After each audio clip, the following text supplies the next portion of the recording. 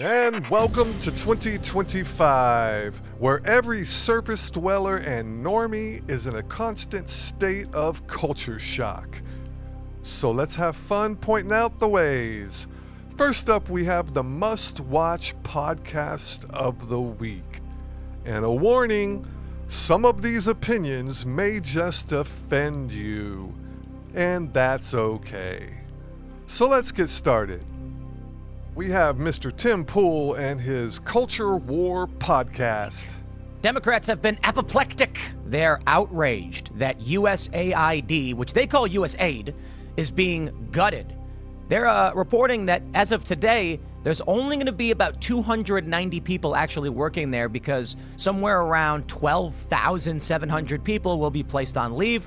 We don't know for sure exactly how it's going to go down, but apparently, according to NPR and a few other outlets, Marco Rubio was like, nah, we're not going to keep these people around. And Trump and Elon, they're saying it should be shut down completely.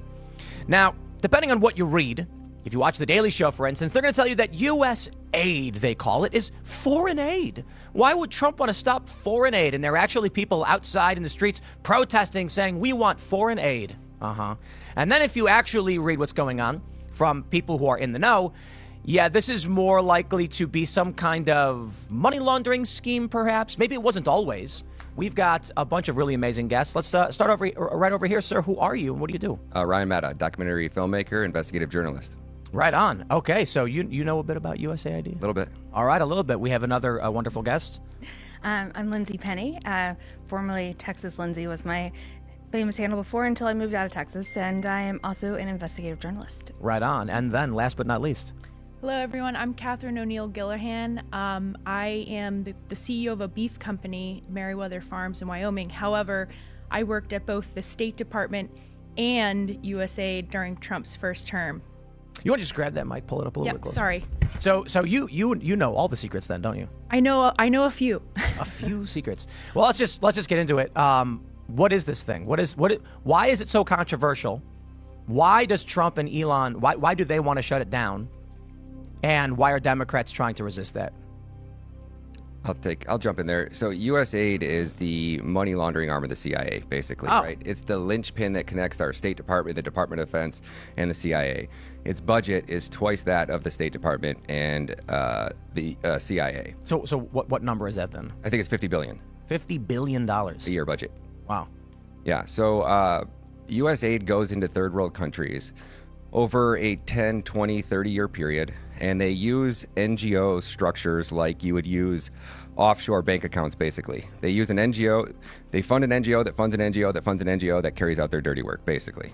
And Lindsay, you guys can jump in on that.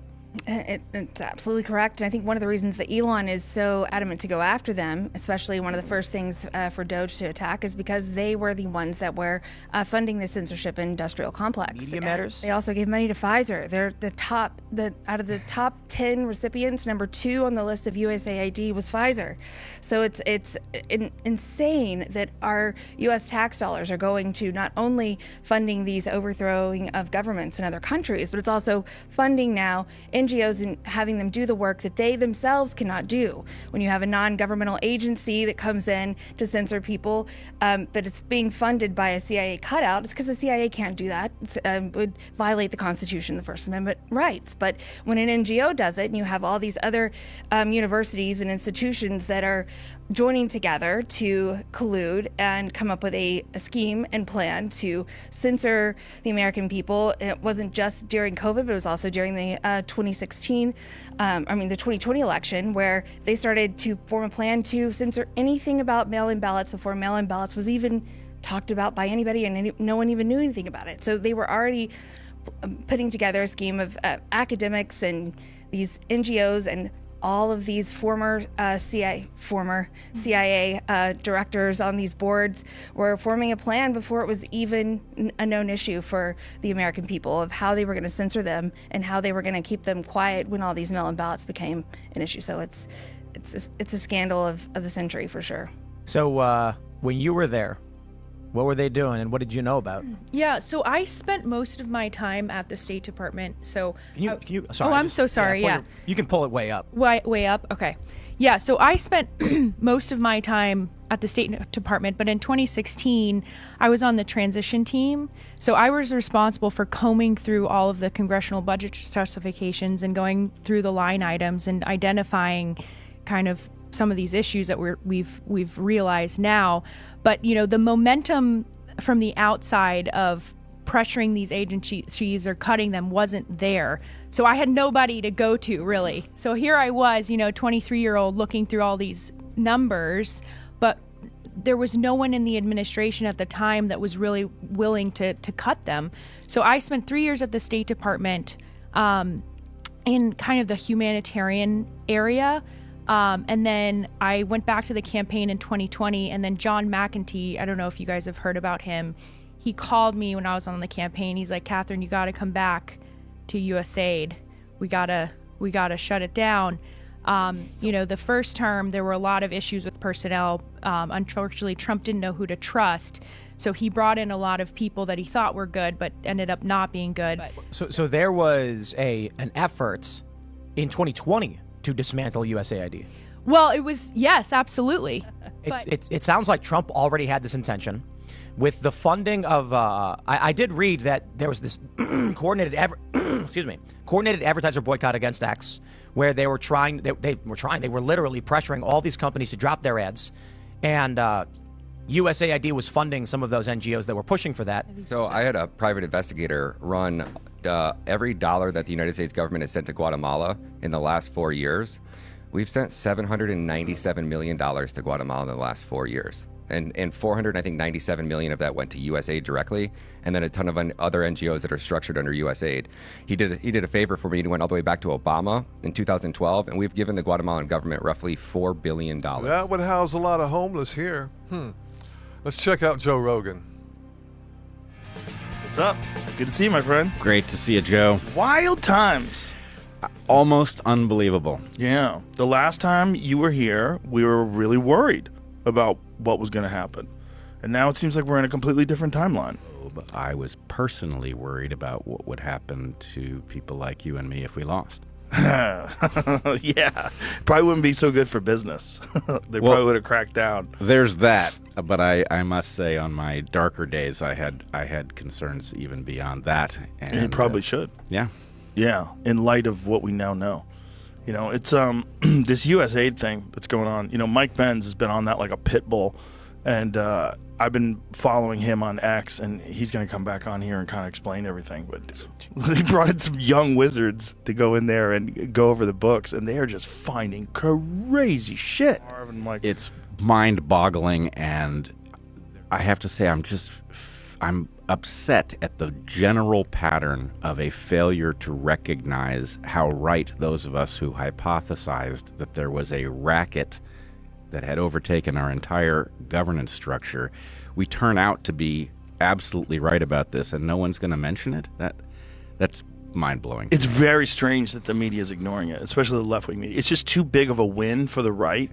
Obviously, this was a mechanism used to funnel money to all sorts of things that we didn't vote on, that don't make sense in light of our constitutional structure.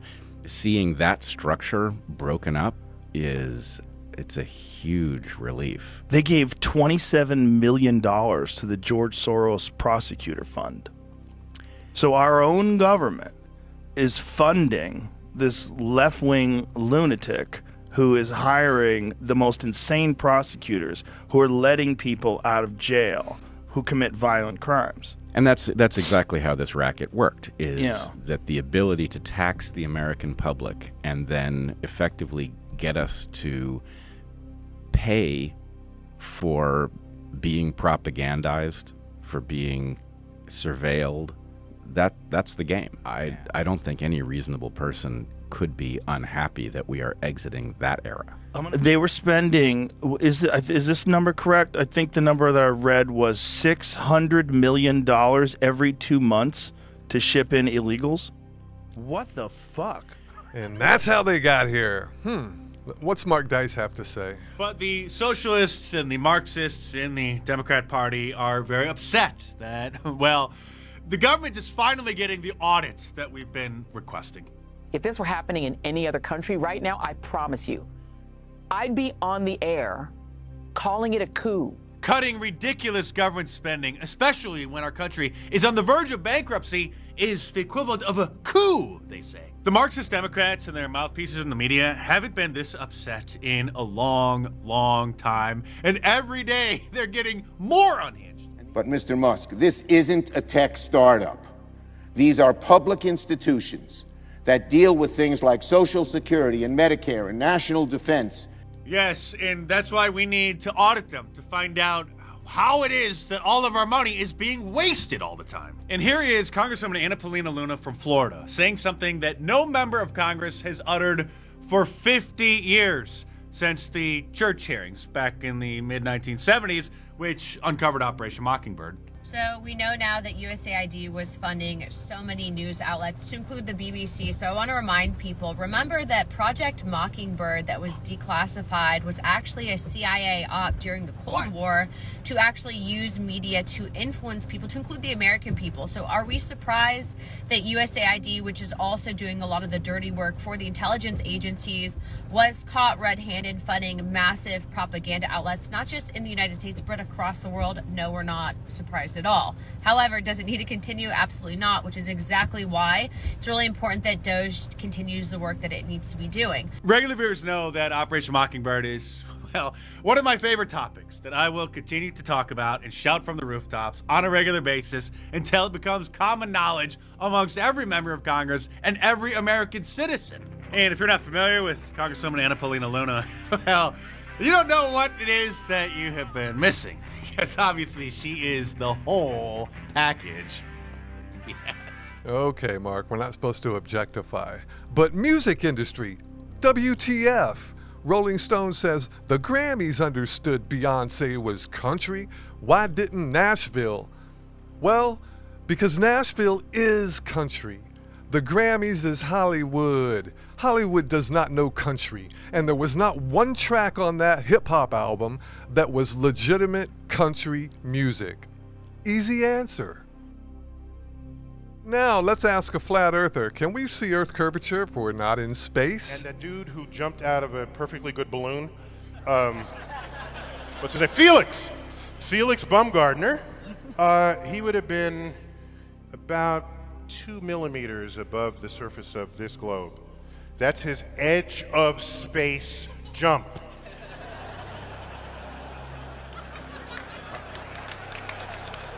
They made sure to photograph him standing there with a really wide-angle lens, which curves horizontal lines.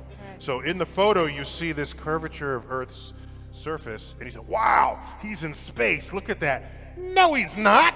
At that height, you don't see the curvature of the Earth if you are 2 millimeters above this beach ball. You just don't. That stuff is flat. That stuff is flat. Neil deGrasse Tyson with the final word.